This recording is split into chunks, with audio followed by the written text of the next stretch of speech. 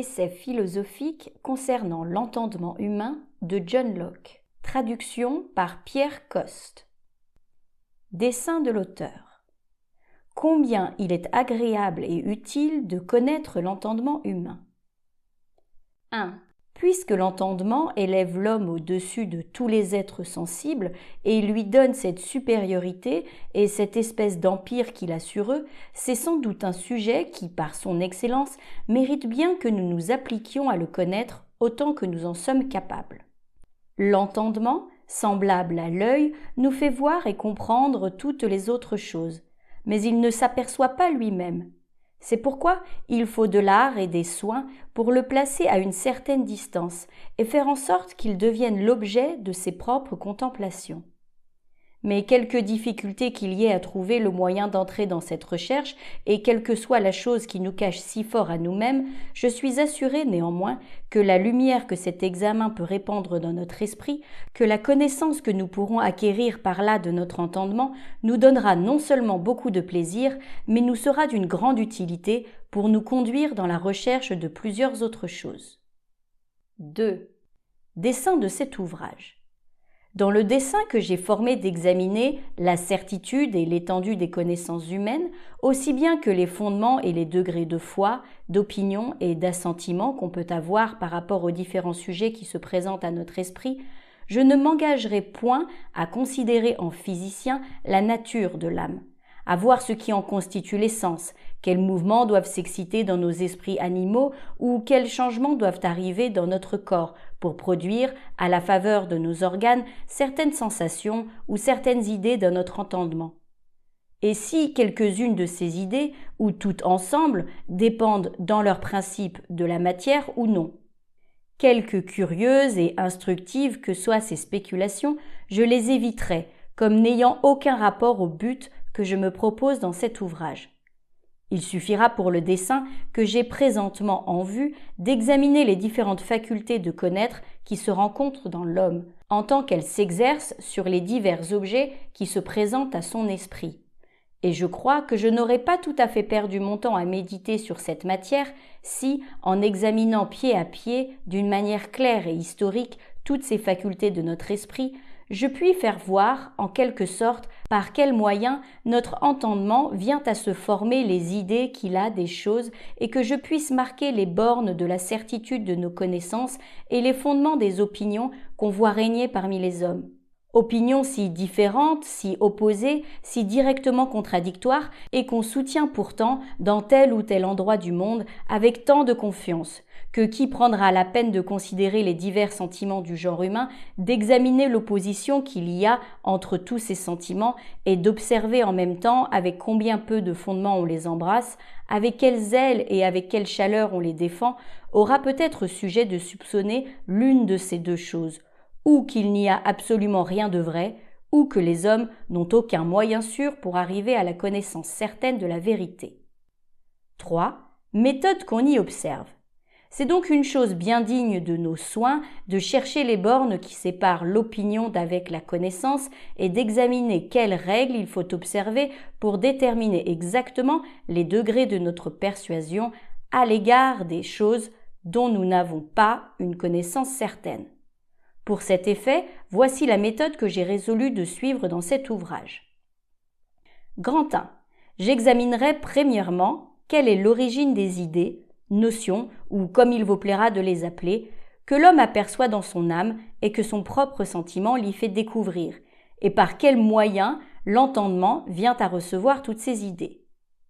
Grand 2. En second lieu, je tâcherai de montrer quelle est la connaissance que l'entendement acquiert par le moyen de ces idées, et quelle est la certitude, l'évidence et l'étendue de cette connaissance.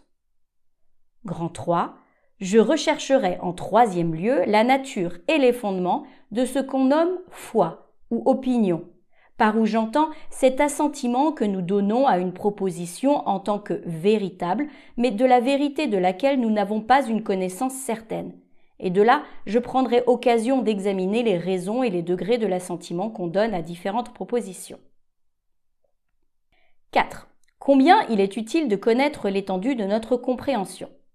Si, en examinant la nature de l'entendement selon cette méthode, je puis découvrir quelles sont les principales propriétés, quelle est l'étendue de ces propriétés, ce qui est de leurs compétences, jusqu'à quel degré elles peuvent nous aider à trouver la vérité et où c'est que leur secours vient à nous manquer, je m'imagine, quoique notre esprit soit naturellement actif et plein de feu, cet examen pourra servir à régler cette activité immodérée, en nous obligeant à prendre garde, avec plus de circonspection que nous n'avons d'accoutumé de faire, à ne pas nous occuper à des choses qui passent notre compréhension, à nous arrêter lorsque nous avons porté nos recherches jusqu'au plus haut point où nous soyons capables de les porter,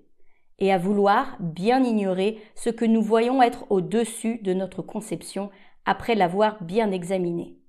Si nous en eussions de la sorte, nous ne serions peut-être pas si empressés par un vain désir de connaître toutes choses, à exciter incessamment de nouvelles questions, à nous embarrasser nous-mêmes et à engager les autres dans des disputes sur des sujets qui sont tout à fait disproportionnés à notre entendement et dont nous ne saurions nous former des idées claires et distinctes, ou même, ce qui n'est peut-être arrivé que trop souvent, dont nous n'avons absolument aucune idée. Si donc nous pouvons découvrir jusqu'où notre entendement peut porter sa vue, jusqu'où il peut se servir de ses facultés pour connaître les choses avec certitude, et en quel cas il ne peut juger que par de simples conjectures, nous apprendrons à nous contenter des connaissances auxquelles notre esprit est capable de parvenir dans l'état où nous nous trouvons dans ce monde. 5. L'étendue de nos connaissances est proportionnée à notre état dans ce monde et à nos besoins. Quoiqu'il y ait une infinité de choses que notre esprit ne sauront comprendre, la portion et les degrés de connaissance que Dieu nous a accordés avec beaucoup plus de profusion qu'aux autres habitants de ce bas monde, cette portion de connaissance qu'il nous a départie si libéralement, nous fournit pourtant un assez ample sujet d'exalter la bonté de cet être suprême de qui nous tenons notre propre existence. Quelque bornées que soient les connaissances des hommes, elles ont raison d'être entièrement satisfaits des grâces que Dieu a jugées à propos de leur faire, puisqu'il leur a donné, comme dit saint Pierre, toutes les choses qui regardent la vie et la piété, les ayant mis en état de découvrir par eux-mêmes ce qui leur est nécessaire pour les besoins de cette vie, et leur ayant montré le chemin qui peut les conduire à une autre vie beaucoup plus heureuse que celle dont ils jouissent dans ce monde. Tout éloignés qu'ils sont d'avoir une connaissance universelle et parfaite de tout ce qui existe, la lumière qu'ils ont leur suffit pour démêler ce qui leur importe absolument de savoir, puisqu'à la faveur de cette lumière, ils peuvent parvenir à la connaissance de celui qui les a faits et des devoirs sur lesquels ils sont obligés de régler leur vie. Les hommes trouveront toujours le moyen d'exercer leur esprit et d'occuper leurs mains à des choses également agréables par leur diversité et par le plaisir qui les accompagne, pourvu qu'ils ne s'amusent point à former des plaintes contre leur propre nature et à rejeter les trésors dont leurs mains sont pleines, sous prétexte qu'il y a des choses qu'elles ne sauront embrasser. Jamais, dis-je, nous n'aurons sujet de nous plaindre du peu d'étendue de nos connaissances si nous appliquons uniquement notre esprit à ce qui peut nous être utile, car en ces cas-là, il peut nous rendre de grands services. Mais, si loin d'en user de la sorte, nous venons à ravaler l'excellence de cette faculté que nous avons d'acquérir certaines connaissances et à négliger de la perfectionner par rapport au but pour lequel elle nous a été donnée, sous prétexte qu'il y a des choses qui sont au-delà de sa sphère, c'est un chagrin puéril et tout à fait inexcusable. Car, je vous prie, un valet paresseux et revêche qui, pouvant travailler de nuit à la chandelle, n'aurait pas voulu le faire, aurait-il bonne grâce de dire pour excuse que le soleil n'étant pas levé, il n'avait pas pu jouir de l'éclatante lumière de cet astre. Il en est de même à notre égard, si nous négligeons de nous servir des lumières que Dieu nous a données. Notre esprit est comme une chandelle que nous avons devant les yeux et qui répand assez de lumière pour nous éclairer dans toutes nos affaires. Nous devons être satisfaits des découvertes que nous pouvons faire à la faveur de cette lumière. Nous ferons toujours un bon usage de notre entendement si nous considérons tous les objets par rapport à la proportion qu'ils ont avec nos facultés, pleinement convaincus que ce n'est que sur ce pied-là que la connaissance peut nous en être proposée. Et si, au lieu de demander absolument et par un excès de délicatesse une démonstration et une certitude entière, nous nous contentons d'une simple probabilité lorsque nous ne pouvons obtenir qu'une probabilité et que ce degré de connaissance suffit pour régler tous nos intérêts dans ce monde. Que si nous voulons douter de chaque chose en particulier, parce que nous ne pouvons pas les connaître toutes avec certitude, nous ferons aussi déraisonnable qu'un homme qui ne voudrait pas se servir de ses jambes pour se tirer d'un lieu dangereux, mais s'opiniâtrerait à y demeurer, y périr misérablement, sous prétexte qu'il n'aurait pas des ailes pour échapper avec plus de vitesse. 6. La connaissance des forces de notre esprit suffit pour guérir du scepticisme et de la négligence où l'on s'abandonne lorsque l'on doute de pouvoir trouver la vérité. Si nous connaissons une fois nos propres forces, cette connaissance servira à nous faire d'autant mieux sentir ce que nous ne pouvons entreprendre avec fondement. Et lorsque nous aurons examiné soigneusement ce que notre esprit est capable de faire et que nous aurons vu en quelque manière et en ce que nous pouvons attendre, nous ne serons portés ni à demeurer dans une lâche oisiveté et dans une entière inaction, comme si nous désespérerions de jamais connaître quoi que ce soit, ni à mettre tout en question et à décrier toutes sortes de connaissances sous prétexte qu'il y a certaines choses que l'esprit humain ne saurait comprendre. Il en est de nous, à cet égard, comme d'un pilote qui voyage sur mer. Il lui est extrêmement avantageux de savoir quelle est la longueur du cordeau de la sonde, quoiqu'il ne puisse pas toujours reconnaître, par le moyen de sa sonde, toutes les différentes profondeurs de l'océan.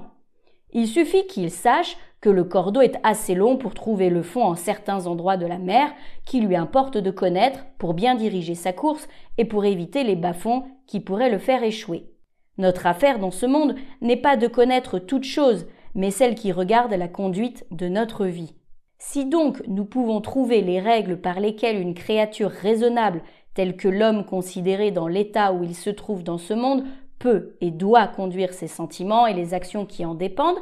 si, dis-je, nous pouvons en venir là, nous ne devons pas nous inquiéter de ce qu'il y a plusieurs autres choses qui échappent à notre connaissance. 7. Quelle a été l'occasion de cet ouvrage ?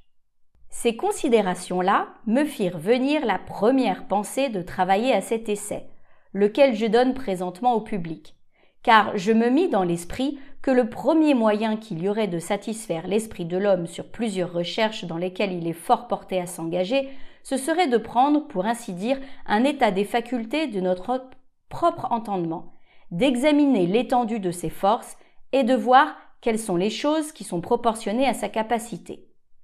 Jusqu'à ce que cela fût fait, je m'imaginais que nous prendrions la chose tout à fait à contresens, et que nous ne chercherions en vain cette douce satisfaction que nous pourrait donner la possession tranquille et assurée des vérités qui nous sont les plus nécessaires, pendant tous les temps que nous nous fatiguerions à courir après la recherche de toutes les choses du monde sans distinction, comme si toutes ces choses dont le nombre est infini, était l'objet naturel de l'entendement humain, de sorte que l'homme pût en acquérir une connaissance certaine et qu'il n'y eût absolument rien qui excédât sa portée et dont il ne fût très capable de juger.